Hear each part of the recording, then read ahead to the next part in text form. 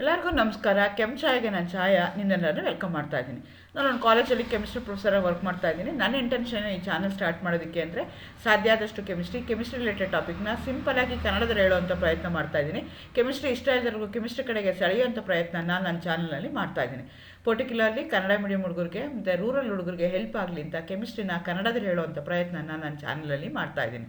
ಈಗ ಸದ್ಯಕ್ಕೆ ನಾವು ಕೆಮಿಕಲ್ ಈಕ್ವಲಿಬ್ರಿಯಂ ಆ ಥರದ ಬಗ್ಗೆ ವೀಡಿಯೋಸ್ನ ಅಪ್ಲೋಡ್ ಮಾಡ್ತಾ ಇದ್ದೀನಿ. ಆಲ್ರೆಡಿ 3 ವಿಡಿಯೋ ಅಪ್ಲೋಡ್ ಮಾಡಿದ್ದೀನಿ. ಇವತ್ತಿನ ವಿಡಿಯೋ ನಾನು ಅಪ್ಲೋಡ್ ಮಾಡ್ತಾ ಇರೋಂಥದ್ದು 4ನೇ ವಿಡಿಯೋ. ಇವತ್ತಿನ ವಿಡಿಯೋದಲ್ಲಿ ನಾವು ಫ್ರೀ ಎನರ್ಜಿ ಅಂದರೆ ಏನು, ಸ್ಟ್ಯಾಂಡರ್ಡ್ ಫ್ರೀ ಎನರ್ಜಿ ಚೇಂಜ್ ಅಂದರೆ ಏನು, ಈಕ್ವಲಿಬ್ರಿಯಂ ಕಾನ್ಸ್ಟೆಂಟ್ ಅಂದರೆ ಏನು, ಅವೆರಡರ ಮಧ್ಯೆ ಇರೋ ರಿಲೇಷನ್ಶಿಪ್ ಏನಿದೆಯಲ್ಲ ಅದ್ರ ಬಗ್ಗೆ ಇವತ್ತು ತಿಳ್ಕೊಳ್ಳೋಣ ಅಂತ ಅಂದ್ಕೊಳ್ತಾ ಇದ್ದೀನಿ. The relationship between the standard free energy change that is delta G0 ಅಂತ ಹೇಳ್ತೀವಿ ಆ್ಯಂಡ್ ಎನ್ ಈಕ್ವಲಿಬ್ರಿಯಂ ಕಾನ್ಸ್ಟೆಂಟ್, ಅದ್ರ ಮಧ್ಯೆ ಇರುವಂಥ ರಿಲೇಷನ್ಶಿಪ್ ಏನಿದೆಯಲ್ಲ ಅದ್ರ ಬಗ್ಗೆ ತಿಳ್ಕೊಳ್ತಾ ಹೋಗೋಣ. ಅಗೇನ್ ವೆಲ್ಕಮ್ ಟು ಛಾಯಾ. ನನ್ನ ಚಾನಲ್ನ ಸಬ್ಸ್ಕ್ರೈಬ್ ಮಾಡಿ, ಶೇರ್ ಮಾಡಿ. ನಿಮಗೆ ಗೊತ್ತು ಗಿಬ್ಸ್ ಫ್ರೀ ಎನರ್ಜಿ ಅಂತ ಏನು ಇದೆಯಲ್ಲ ಅದನ್ನು ಸಿಂಪಲಾಗಿ ಕೆಲವೊಂದು ಸಲ ಫ್ರೀ ಎನರ್ಜಿ ಅಂತಲೂ ಹೇಳ್ತಾರೆ. ಅದನ್ನು ಆ್ಯಕ್ಚುಲಿ ವಿಲಿಯರ್ ಗಿಬ್ಸ್ ಅವನು ಅದನ್ನು ಫಸ್ಟು ಅಮೇರಿಕನ್ ಫಿಸಿಸಿಸ್ಟು ಅವನು ಯೂಸ್ ಮಾಡ್ತಾರೆ. ಹಾಗಾಗಿ ಅದನ್ನು ಗಿಬ್ಸ್ ಫ್ರೀ ಎನರ್ಜಿ ಅಂತ ಹೇಳ್ತೀವಿ. ಅದು it depends upon 3 parameters, 3 state function ಮೇಲೆ ಡಿಪೆಂಡ್ ಆಗುತ್ತೆ: ಎಂಥಾಲ್ಪಿ, ಟೆಂಪರೇಚರ್ ಆ್ಯಂಡ್ ಎಂಟ್ರೋಪಿ ಅಂತ. ಸ್ಟೇಟ್ ಫಂಕ್ಷನ್ಸ್ ಅಂದರೆ ಏನು ಅಂದರೆ ಯಾವುದೋ ಒಂದು ಫಿಸಿಕಲ್ ಕಾನ್ಸ್ಟೆಂಟ್ ಇದೆ, ಫಿಸಿಕಲ್ ಫಂಕ್ಷನ್ ಇದೆ. ಆ ಫಂಕ್ಷನ್ ಏನಿದೆಯಲ್ಲ ಅದು ಒಂದೇ ಒಂದು ಪ್ಯಾರಾಮೀಟರ್ ಮೇಲೆ ಡಿಪೆಂಡೆಂಟ್ ಆಗಿರಲ್ಲ. That will be dependent on many parameters, ಬೇರೆ ಬೇರೆ ಪ್ಯಾರಾಮೀಟರ್ಗಳ ಮೇಲೆ ಡಿಪೆಂಡ್ ಆಗಿರುತ್ತೆ. ಟೆಂಪರೇಚರ್ ಇರ್ಬೋದು, ಪ್ರೆಷರ್ ಇರ್ಬೋದು, ಕೆಟಲಿಸ್ಟ್ ಇರ್ಬೋದು, ಹಾಗೆ ಅದು ಬೇರೆ ಬೇರೆ ಪಾಯಿಂಟ್ ಮೇಲೆ ಅದು ಡಿಪೆಂಡೆಂಟ್ ಆಗಿರುತ್ತೆ. ಸೊ ಅಂಥದಕ್ಕೆ ನಾವೇನಂತ ಕರಿತೀವಿ ಅಂತಂದರೆ ಅದು ಅಟ್ ಎ ಪರ್ಟಿಕ್ಯುಲರ್ ಇದರಲ್ಲಿ ಇನ್ಸಿಡೆಂಟಲ್ಲಿ ನೀವು ಕನ್ಸಿಡರ್ ಮಾಡಿಕೊಂಡಾಗ ಅದು ಏನಾಗುತ್ತೆ ಅಂತಂದರೆ ಅದು ಯಾವುದ್ರ ಮೇಲಾದರೂ ಡಿಪೆಂಡೆಂಟ್ ಆಗಿರ್ಬೋದು ಅಥವಾ ಅದು ಇಂಡಿಪೆಂಡೆಂಟ್ ಆಗಿರ್ಬೋದು. ಸೊ ಅದಕ್ಕೆ ನಾವೇನಂತ ಕರಿತೀವಿ, ಸ್ಟೇಟ್ ಫಂಕ್ಷನ್ಸ್ ಅಂತ ಹೇಳ್ತೀವಿ. ಸೊ ಈಗ ಎಂಥಾಲ್ಪಿ, ಟೆಂಪರೇಚರು ಮತ್ತು ಎಂಟ್ರೋಪಿ ಮೇಲೆ ನಿಮ್ಮದು ಗಿಬ್ಸ್ ಎನರ್ಜಿ ಸ್ಟ್ಯಾಂಡ್ ಆಗಿದೆ. ಈಗ ನಾನೇನು ಹೇಳಬೇಕು ಅಂತಂದರೆ ಫ್ರೀ ಎನರ್ಜಿ ಅಂತಂದರೆ ಅದು ಒಂದೇ ಎಂಟಿಟಿ ಅಲ್ಲ, ಇನ್ನು ರಿಯಾಕ್ಷನ್ ಆಗ್ತಾ ಇರುತ್ತೆ. ಸೊ ರಿಯಾಕ್ಟೆಂಟ್ಸ್ ಇರುತ್ತೆ, ಪ್ರಾಡಕ್ಟ್ಸ್ ಇರುತ್ತೆ. ಸೊ ಅವೆರಡರ ಮಧ್ಯೆ ಏನು ಚೇಂಜ್ ಆಗುತ್ತಲ್ಲ ಅದಕ್ಕೆ ನಾವೇನಂತ ಕರಿತೀವಿ, ಫ್ರೀ ಎನರ್ಜಿ ಚೇಂಜ್ ಅಂತ ಹೇಳ್ತೀವಿ.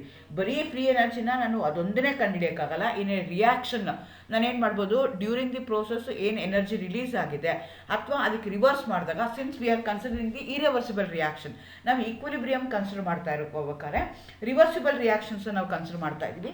ರಿವರ್ಸಿಬಲ್ ರಿಯಾಕ್ಷನ್ ಅಂತಂದ್ರೆ ಏನು, ರಿಯಾಕ್ಟೆಂಟ್ಸ್ ಇದೆ, ಕಂಬೈನ್ ಅದಕ್ಕೆ ಪ್ರಾಡಕ್ಟ್ ಬರುತ್ತೆ, ಪ್ರಾಡಕ್ಟ್ ಇಮಿಡಿಯೇಟ್ಲಿ ಏನಾಗುತ್ತೆ, they going to give back the reactants. ಅಂಥದಕ್ಕೆ ನಾವೇನಂತ ಕರಿತೀವಿ, ರಿವರ್ಸಿಬಲ್ ರಿಯಾಕ್ಷನ್ಸ್ ಅಂತ ಹೇಳ್ತೀವಿ. ರಿವರ್ಸಿಬಲ್ ರಿಯಾಕ್ಷನ್ಸಲ್ಲಿ ಏನಾಗತ್ತಲ್ಲ, ಆ ರಿವರ್ಸಿಬಲ್ ರಿಯಾಕ್ಷನ್ಸಲ್ಲಿ ಏನಿದೆಯಲ್ಲ ಆ ರಿವರ್ಸಿಬಲ್ ರಿಯಾಕ್ಷನಲ್ಲಿ ಒಂದು ಎಕ್ಸೋಥರ್ಮಿಕ್ ಆದರೆ ಇನ್ನೊಂದು ಏನಾಗಿರುತ್ತೆ, ಎಂಡೋಥರ್ಮಿಕ್ ರಿಯಾಕ್ಷನ್ ಆಗುತ್ತೆ. ಸೊ ಒಂದು ಪ್ರೋಸಲ್ಲಿ ಎನರ್ಜಿ ಹೀಟ್ ರಿಲೀಸ್ ಆಗ್ತಾ ಇದೆ ಅಂದರೆ ಇನ್ನೊಂದರಲ್ಲಿ ಏನಾಗುತ್ತೆ, ಹೀಟ್ ಕನ್ಸ್ಯೂಮ್ ಆಗ್ತಾ ಇರುತ್ತೆ. Since they are reversible manner ಆಗಿರುತ್ತೆ. ಆವಾಗ ಈಕ್ವಿಲಿಬ್ರಿಯಮಲ್ಲಿ energy in terms of energy ನಾವು ಕ್ಯಾಲ್ಕುಲೇಟ್ ಮಾಡ್ತಾ ಹೋದರೆ ಡೆಲ್ಟಾ G = 0 ಆಗಿರ್ಬೋದು, ಅಥವಾ ಡೆಲ್ಟಾ G > 0 ಇರ್ಬೋದು, <0 ಇರ್ಬೋದು. ಸೊ =0 ಆದಾಗ ನಾವೇನಂತೀವಿ, ಸಿಸ್ಟಮ್ ಈಕ್ವಿಲಿಬ್ರಿಯಮಲ್ಲಿ ಇದ್ದೀವಿ ಅಂತ ಹೇಳ್ತೀವಿ. ಸ್ಪಾಂಟೇನಿಟಿ ಅಂದರೆ <0 ಇದ್ದಾಗ ಸ್ಪಾಂಟೇನಿಟಿ ಇದೆ ಅಂತ ಹೇಳ್ತೀವಿ. <0 ಇದ್ದಾಗ ಏನಾಗುತ್ತೆ ಅಂದರೆ ಸ್ಪಾಂಟೇನಿಟಿ ಇಲ್ಲ ಅಂತ ಹೇಳ್ತೀವಿ. ಸೊ ನಾನು ಹೇಳ್ದಂಗೆ it depends upon 3 parameter. Enthalpy ಮೇಲೆ ಡಿಪೆಂಡ್ ಆಗುತ್ತೆ. ಎಂಥಾಲ್ಪಿ ಅಂತಂದ್ರೇನು, ಹೀಟ್ ಕಂಟೆಂಟ್, ಅದಕ್ಕೆ ಎಂಥಾಲ್ಪಿ ಅಂತ ಹೇಳ್ತೀವಿ. ಆಮೇಲೆ ಎಂಟ್ರೋಪಿ ಅಂತ ಹೇಳ್ತೀವಿ, ಡಿಸಾರ್ಡರ್, ಅದನ್ನು ನಾವು ಎಸ್ ಇಂದ ಮೆನ್ಷನ್ ಮಾಡ್ಕೊಳ್ತೀವಿ. So delta G = delta H × T delta S.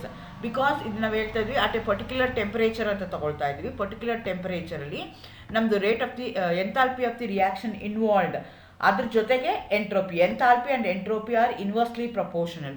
So ಅದ್ರ ಬೇಸಿಸ್ ಮೇಲೆ ನಾವೇನು ಮಾಡ್ತಾ ಇದ್ದೀವಿ, ಡೆಲ್ಟಾ Gನ ಕ್ಯಾಲ್ಕುಲೇಟ್ ಮಾಡ್ತಾ ಇದ್ದೀವಿ. Delta G = delta H - T delta S ಅಂತ ಹೇಳ್ತೀವಿ. Where delta H is the change in enthalpy, delta S is the change in entropy ಅಂತ ಕನ್ಸಿಡರ್ ಮಾಡ್ಕೊಳ್ತೀವಿ. ಅದನ್ನೇ ನಾವೇನಾದರೂ ಸ್ಟ್ಯಾಂಡರ್ಡ್ ಸೆಟ್ ಆಫ್ ತೊಗೊಂಡಿದ್ರೆ, ಸ್ಟ್ಯಾಂಡರ್ಡ್ ಸೆಟ್ ಇತ್ತು ಅಂತ ಇಟ್ಕೊಳ್ಳೋಣ. ಅಂದರೆ ಡೆಲ್ಟಾ H ಡೆಲ್ಟಾ H0 ಅಲ್ಲಿ ತೊಗೊಂಡಿದ್ವಿ, ಹಂಗೆ S0 ಡೆಲ್ಟಾ S0 ಅಲ್ಲಿ ತೊಗೊಂಡಿದ್ದೀವಿ ನಾವು ಅಂತಂದರೆ ಅವಾಗ ಅದಕ್ಕೆ ನಾವೇನಂತ ಕರಿತೀವಿ, ಸ್ಟ್ಯಾಂಡರ್ಡ್ ಫ್ರೀ ಎನರ್ಜಿ ಚೇಂಜ್ ಅಂತ ಹೇಳ್ತೀವಿ. ಸೊ G ಅಂದ್ರೇನು, ಗಿಬ್ಸ್ ಎನರ್ಜಿ. ಡೆಲ್ಟಾ G ಅಂದ್ರೇನು, ಚೇಂಜ್ ಇನ್ ಗಿಬ್ಸ್ ಎನರ್ಜಿ ಅಥವಾ change in energy. Delta G0 ಅಂದರೆ ಸ್ಟ್ಯಾಂಡರ್ಡ್ ಕಂಡೀಷನ್ಸಲ್ಲಿ set of substances with standard states, ಅಂದರೆ ಟೆಂಪ್ರೇಚರ್ ಯಾವುದೋ ಒಂದು ಪರ್ಟಿಕ್ಯುಲರ್ ಟೆಂಪ್ರೇಚರಲ್ಲಿ ಎಂಥಾಲ್ಪಿ ಎಲ್ಲನೂ ಸ್ಟ್ಯಾಂಡರ್ಡ್ ಸ್ಟೇಟ್ಸಲ್ಲಿ ನಾವು ತೊಗೊಂಡಿದ್ದೀವಿ ಅಂತಂದರೆ, ನೀವು ಥರ್ಮೋಡೈನಮಿಕ್ಸಲ್ಲಿ ಓದ್ತಿರ್ತೀರ ಸ್ಟ್ಯಾಂಡರ್ಡ್ ಸ್ಟೇಟ್ಸ್ ಅಂತ ಹೇಳ್ತಾರೆ. So standard set of standard ಸ್ಟೇಟ್ಸಲ್ಲಿ ಇತ್ತು ಅಂದಾಗ ನಾವು ಅದಕ್ಕೆ ಏನಂತ ಹೇಳ್ತೀವಿ, ನಾಟ್ಗಳಲ್ಲಿ ಹೇಳ್ತೀವಿ. So delta G not is equal to delta H not minus T delta S not ಅಂತ ನಾವಿಲ್ಲಿ ಹಾಕ್ಕೊಳ್ತೀವಿ. So for the system at a constant temperature and a pressure, ನಾವೀಗ ಈ ರಿಯಾಕ್ಷನ್ ಈಕ್ವಿಲಿಬ್ರಿಯಂ ರಿಯಾಕ್ಷನ್ನ ರಿವರ್ಸಿಬಲ್ ರಿಯಾಕ್ಷನ್ ತೊಗೊಂಡಿದ್ದೀವಿ. ಅಲ್ಲಿ at a constant temperature pressure ಮಾಡ್ತಾ ಇದ್ದೀವಿ. Delta G is less than 0 ಅಂತ ತೊಗೊಳ್ಳೋಣ. ಆವಾಗ ಏನಾಗುತ್ತೆ, ರಿಯಾಕ್ಷನ್ನು ಸ್ಪಾಂಟೇನಿಯಸ್ ಆಗಿ ಇನ್ ದಿ ಫಾರ್ವರ್ಡ್ ರಿಯಾಕ್ಷನ್ ಆಗುತ್ತೆ ಅಂಟಿಲ್ ಇಟ್ ರೀಚಸ್ ಈಕ್ವಿಲಿಬ್ರಿಯಂ. ಅಂದರೆ ಈಗ ನಿಮಗೆ ಫಾರ್ವರ್ಡ್ ರಿಯಾಕ್ಷನ್ ಒಂದಿದೆ, ಬ್ಯಾಕ್ವರ್ಡ್ ರಿಯಾಕ್ಷನ್ ಇದೆ, because it's A reversible reaction. So delta G ಏನಾದರೂ ಕಡಿಮೆ ಇತ್ತು, 0ಗಿಂತ ಕಡಿಮೆ ಇತ್ತು ಅಂದರೆ ಆವಾಗ ಏನಾಗುತ್ತೆ, ನಿಮಗೆ spontaneity towards the forward reaction ಆಗ್ತಾ ಹೋಗುತ್ತೆ. Delta G is equal to 0 ಅಂದರೆ ಈಕ್ವಿಲಿಬ್ರಿಯಮಲ್ಲಿ ಇರುತ್ತೆ. Delta G is greater than 0 ಇದ್ದರೆ ಆವಾಗ ಅದನ್ನು ನಾವೇನಂತ ಕರಿತೀವಿ, ನಾನ್ ಸ್ಪಾಂಟೇನಿಯಸ್ ಅಂತ ಹೇಳ್ತೀವಿ. ಬಟ್ ಇದು ಆಪೋಸಿಟ್ ಡೈರೆಕ್ಷನಲ್ಲಿ ಅದು ಆಗ್ತಾ ಹೋಗುತ್ತೆ. ಸೊ ಈ ರೀತಿಯಾಗಿ ಡೆಲ್ಟಾ ಜಿ ನನಗೆ ವ್ಯಾಲ್ಯೂಸು ಕೊಡ್ತಾ ಹೋಗುತ್ತೆ. ಅಗೇನ್ ಡೆಲ್ಟಾ ಜಿ ಅಥವಾ ಡೆಲ್ಟಾ ಜಿ ನಾಟ್ಗೆ ನಾವು ಸೈನ್ನ ಬರಿತೀವಿ, ಪಾಸಿಟಿವ್ ಸೈನ್ ನೆಗೆಟಿವ್ ಸೈನ್ ಅಂತ ಬರಿತೀವಿ. That going to give me the idea of the direction of the reaction spontaneity. ನಾನು ಹೇಳ್ದಂಗೆ ರಿಯಾಕ್ಷನ್ನು ಸ್ಪಾಂಟೇನಿಯಸ್ ಆಗಿ ಆಗ್ತಾ ಇದೆಯಾ ಇಲ್ವಾ, ಫಾರ್ವರ್ಡ್ ರಿಯಾಕ್ಷನ್ಗೆ ಸ್ಪಾಂಟೇನಿಯಸ್ ಆಗಿ ಆಗ್ತಾ ಇದೆಯಾ, ಬ್ಯಾಕ್ವರ್ಡ್ ರಿಯಾಕ್ಷನ್ಗೆ ಸ್ಪಾಂಟೇನಿಯಸ್ ಆಗಿ ಆಗ್ತಾ ಇದೆಯಾ ಅನ್ನೋದು ನನಗೆ ಡೆಲ್ಟಾ ಜಿ ನಾಟ್ ಅಥವಾ ಡೆಲ್ಟಾ ಜಿ ಇಂದ ನನಗೆ ಗೊತ್ತಾಗ್ತಾ ಹೋಗುತ್ತೆ. ಡೆಲ್ಟಾ ಜಿ ನಾಟ್ ಏನಾದರೂ ಪಾಸಿಟಿವ್ ಇತ್ತು ಅಂತ ಇಟ್ಕೊಳ್ಳೋಣ, ಆವಾಗ ಅದಕ್ಕೆ ನಾವೇನಂತ ಕರಿತೀವಿ, ರಿಯಾಕ್ಟೆಂಟ್ ಫೇವರ್ಡ್ ಅಂತ ಹೇಳ್ತೀವಿ. ಡೆಲ್ಟಾ ಜಿ ಏನಿದೆಯಲ್ಲ ಅದೇನಾದರೂ ಪಾಸಿಟಿವ್ ಇತ್ತು ಅಂತ ಇಟ್ಕೊಳ್ಳೋಣ, ಇಟ್ ಈಸ್ ಗ್ರೇಟರ್ ದ್ಯಾನ್ 0 ಇತ್ತು ಅಂತ ಇಟ್ಕೊಳ್ಳೋಣ, ಆವಾಗ ಅದಕ್ಕೆ ನಾವೇನಂತ ಕರಿತೀವಿ, ರಿಯಾಕ್ಟೆಂಟ್ ಫೇವರ್ಡ್ ಅಂತ ಹೇಳ್ತೀವಿ. ಅವೆರಡೂ ರಿಯಾಕ್ಟೆಂಟ್ ಆಗಿ ಪ್ರಾಡಕ್ಟ್ ಫಾರ್ಮೇಷನ್ ಆಗುತ್ತೆ. ಅಥವಾ ಡೆಲ್ಟಾ ಜಿ ನಾಟ್ ಏನಾದರೂ ಮೈನಸ್ ಇದೆ ಅಂತ ಇಟ್ಕೊಳ್ಳೋಣ, ಇಟ್ ಇಸ್ ಲೆಸ್ ದ್ಯಾನ್ 0 ಆಯಿತು ಅಂತ ಇಟ್ಕೊಳ್ಳೋಣ, ಆವಾಗ ಅದನ್ನು ನಾವು ಪ್ರಾಡಕ್ಟ್ ಫೇವರ್ಡ್ ಅಟ್ ಈಕ್ವಿಲಿಬ್ರಿಯಮ್ ಅಂತ ತಗೊಳ್ತೀವಿ. The magnitude of delta G not tells us the extent of the reaction, ಎಲ್ಲಿ ತನಕ ರಿಯಾಕ್ಷನ್ ಆಗಿದೆ ಅಂತ ಹೇಳುತ್ತೆ. A large delta positive delta G naught tells us the reaction makes very little product at equilibrium. Equilibrium ಅಲ್ಲಿ product reactant favoured ಆಗಿರೋದಕ್ಕೋಸ್ಕರ, delta G not ಏನಾದರೂ positive ಇತ್ತು ಅಂದರೆ ಅದು ರಿಯಾಕ್ಟೆಂಟ್ ಫೇವರ್ಡ್ ಆಗಿರೋದಕ್ಕೋಸ್ಕರ ಪ್ರಾಡಕ್ಟು ತುಂಬ ಕಡಿಮೆ ಬರುತ್ತೆ. ಅದೇ ಥರ large minus delta G not ಇದ್ದರೆ ಆವಾಗ reaction makes a great deal for the product at equilibrium. Negative sign ಇತ್ತು ಅಂತ ಇಟ್ಕೊಳ್ಳೋಣ, ಲೆಸ್ ದ್ಯಾನ್ 0 ಇತ್ತು ಅಂತ ಇಟ್ಕೊಳ್ಳೋಣ, ಆವಾಗ ಫಾರ್ವರ್ಡ್ ರಿಯಾಕ್ಷನ್ ನನಗೆ ಫಾಸ್ಟಾಗಿ ಆಗುತ್ತೆ, ಸ್ಪಾಂಟೇನಿಯಸ್ ಆಗಿ ಫಾರ್ವರ್ಡ್ ರಿಯಾಕ್ಷನ್ ಆಗುತ್ತೆ. ಯಾವಾಗ ಡೆಲ್ಟಾ ಜಿ ಏನಿದೆಯಲ್ಲ, ಡೆಲ್ಟಾ ಜಿ ನಾಟ್ ಏನಿದೆಯಲ್ಲ, that should be less than 0 ಇರಬೇಕು. ಗ್ರೇಟರ್ ದ್ಯಾನ್ 0 ಇತ್ತು ಅಂತಂದರೆ ಪ್ರಾಡಕ್ಟ್ ಬರುವಂಥದ್ದು ನನಗೆ ತುಂಬ ಕಡಿಮೆ ಆಗುತ್ತೆ. ಓಕೆ, ಈಗ ನನಗೆ ಫ್ರೀ ಎನರ್ಜಿ ಅಂದರೆ ಗೊತ್ತಾಯಿತು. ಈಕ್ವಿಲಿಬ್ರಿಯಂ ಕಾನ್ಸ್ಟೆಂಟ್ ಅಂತ ನೀವು ಆಲ್ರೆಡಿ ಅಯಾನಿಕ್ ಈಕ್ವಿಲಿಬ್ರಿಯದಲ್ಲೂ ಕಲ್ತಿರ್ತೀರ, ಅದೇ ಥರ ಕೆಮಿಕಲ್ ಈಕ್ವಿಲಿಬ್ರಿಯಮಲ್ಲೂ ಕಲ್ತಿರ್ತೀರ. ಯಾವುದೋ ಒಂದು ಇರಿವರ್ಸಿಬಲ್ ರಿಯಾಕ್ಷನ್ ಇದೆ, ಆ ಇರಿವರ್ಸಿಬಲ್ ರಿಯಾಕ್ಷನ್ಗೆ ನಾನು ಏನು ಮಾಡ್ತೀನಿ, ನಾನು rate of the reaction calculate ಮಾಡಬೇಕು. Rate of the reaction of the forward reaction, rate of the reaction of the backward reaction ನಾನು ಕ್ಯಾಲ್ಕುಲೇಟ್ ಮಾಡಬೇಕು. KF ಡಿವೈಡೆಡ್ ಬೈ KW ಮಾಡ್ತೀನಲ್ಲ, ಅವಾಗ ಏನು ಬರುತ್ತಲ್ಲ ಅದಕ್ಕೆ ನಾನೇನಂತ ಕರಿತೀನಿ, KC ಅಂತೀನಿ, ಅಥವಾ ಈಕ್ವಿಲಿಬ್ರಿಯಂ ಕಾನ್ಸ್ಟೆಂಟ್ ಅಂತ ಹೇಳ್ತೀನಿ.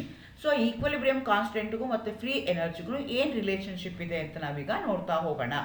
Delta H not and delta S not, that is a change in standard change in enthalpy, standard change in entropy determines the magnitude of delta G naught. Delta G naught tanastike taane illa, it is dependent on two other state parameters. One is enthalpy factor, other one is entropy factor.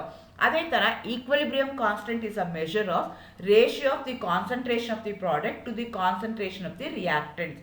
So ನೀವು KC calculate ಮಾಡಬೇಕು ಅಂದರೆ KC is the, if it is expressed in solution, molar ಕಾನ್ಸಂಟ್ರೇಷನಲ್ಲಿ express ಮಾಡ್ತಾ ಇದ್ದೀವಿ ಅಂದರೆ equilibrium reaction ನಾವು consider ಮಾಡಿಕೊಂಡ್ರೆ, equilibrium ರಿಯಾಕ್ಷನಲ್ಲಿ KC ನಾವು ಹೇಗೆ ಹೇಳ್ತೀವಿ ಅಂದರೆ molar it's a product of the molar concentration of the products divided by the product of the molar concentration of the reactants ಅಂತ ನಾವು ತಗೊಳ್ತೀವಿ. ಅದಕ್ಕೆ KC ಅಂತ ತಗೊಳ್ತೀವಿ.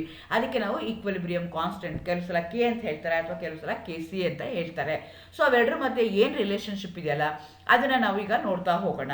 ನಿಮಗೆ ಥರ್ಮೋಡೈನಮಿಕ್ ಪ್ಯಾರಾಮೀಟರ್ ಪ್ರಕಾರ ನಿಮಗೆ ಗೊತ್ತಿದೆ, delta G is equal to delta G not RT ln Q ಅಂತ ಹೇಳ್ತೀವಿ. Where is a Q is called as the reaction quotient. which at equilibrium equal to the equilibrium constant. So equation quotient Q ಏನಿದೆಯಲ್ಲ, ಈಕ್ವಲಿಬ್ರಿಯಮಲ್ಲಿ ಏನಾಗುತ್ತೆ, ಅವಾಗ ಏನಾಗುತ್ತೆ, equilibrium ಕಾನ್ಸ್ಟೆಂಟ್ಗೆ ಸಮ ಆಗುತ್ತೆ. Q is equal to K C ಆಗುತ್ತೆ ಅಟ್ ಈಕ್ವಲಿಬ್ರಿಯಂ. ಸೊ ಹಾಗಾಗಿ ನಾನು ಏನು ಮಾಡ್ತೀನಿ, ಡೆಲ್ಟಾ ಜಿ ಇದೆಯಲ್ಲ ಅದಕ್ಕೆ ಸಬ್ಸ್ಟಿಟ್ಯೂಟ್ ಮಾಡ್ತೀನಿ. ಎಲ್ಲಿ ಕ್ಯೂ ಇದೆಯಲ್ಲ, ಕ್ಯೂ ಇರೋ ಕಡೆಗೆ ನಾನು ಕೆ ಸಿ ಹಾಕ್ಕೊಳ್ತೀನಿ. Delta G is equal to delta G not plus R T L N K ಅಂತ ಬರ್ಕೊಳ್ತೀನಿ. You know that at equilibrium delta G ಎಷ್ಟಿರುತ್ತೆ, 0 ಇರುತ್ತೆ.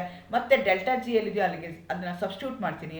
0 is equal to delta G not R T L N K ಅಂತ ಹೇಳ್ತೀವಿ.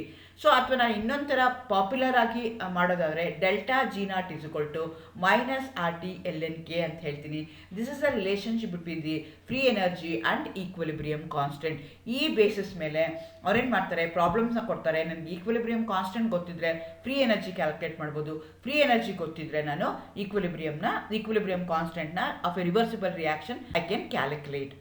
Again ನನಗೆ ಇದು ಹೆಂಗೆ ಗೊತ್ತಾಗತ್ತೆ ಅಂತಂದರೆ, ಎಗೇನ್ ಲೆಸ್ ದ್ಯಾನ್ ಝೀರೋನೋ ಗ್ರೇಟರ್ ದ್ಯಾನ್ ಝೀರೋನೋ ಆ ಬೇಸಿಸ್ ಮೇಲೆ ನಾನು ಯಾವ ಕಡೆಗೆ ನನ್ನ ರಿಯಾಕ್ಷನು ಫೇವರ್ಡ್ ಆಗುತ್ತೆ, whether towards the forward reaction or towards the backward reaction, towards the formation of the product or towards the formation of the reactant. ಅದನ್ನು ನಾನು ಈಸಿಯಾಗಿ ಕ್ಯಾಲ್ಕುಲೇಟ್ ಮಾಡ್ಬೋದು.